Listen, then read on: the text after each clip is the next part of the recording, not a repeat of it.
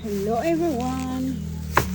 Ito na naman tayo, mag-prepare tayo ng pagtataniman natin ng cuttings ng bougainvillea, guys. Ayan, ito yung kukupit. Ay! Kukupit na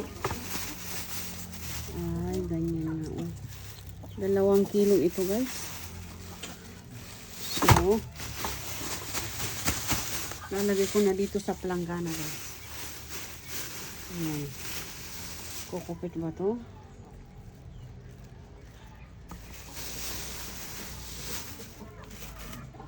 Oo nga. Kukupit siya kasi may ano ng... Ayan. Saidin natin pa rin na tayo. Ayan, guys, yung kukupit. 2 kilo po iyan. Tapos ngayon, hahaluan natin hahaluan natin, guys, ng ano bang tawag dito? Carbonized rice hull.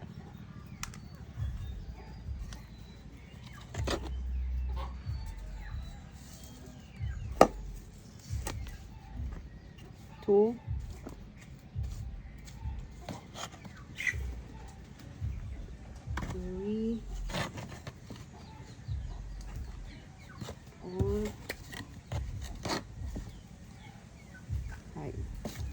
Alam niyo kasi, guys, kaya ko itatry ito kasi itong ICU method na pagbuhay ng cuttings ay lagi kasing sa akin kasi laging nagda-dieback siya. So ang ginawa ko na lang is yung ano na lang siya, ni-rooted ko na lang ay sa ano, hindi ko na ina-ICU.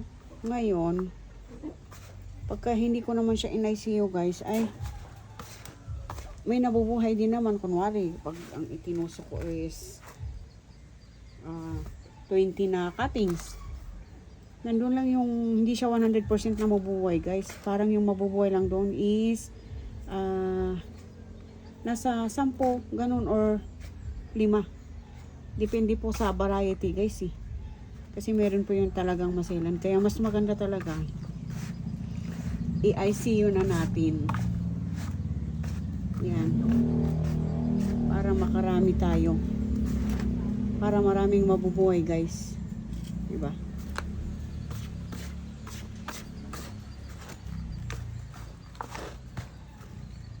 So, ayan, guys. Ipag-mix ko yan. Tapos, ilalagay na natin isa-isa sa plastic cup na 6 ounce, guys. Ayan, ipapakita ko na lang sa inyo sa bukas, guys, kasi ito'y piniprepare ko lang para bukas. So, thank you, guys, for watching.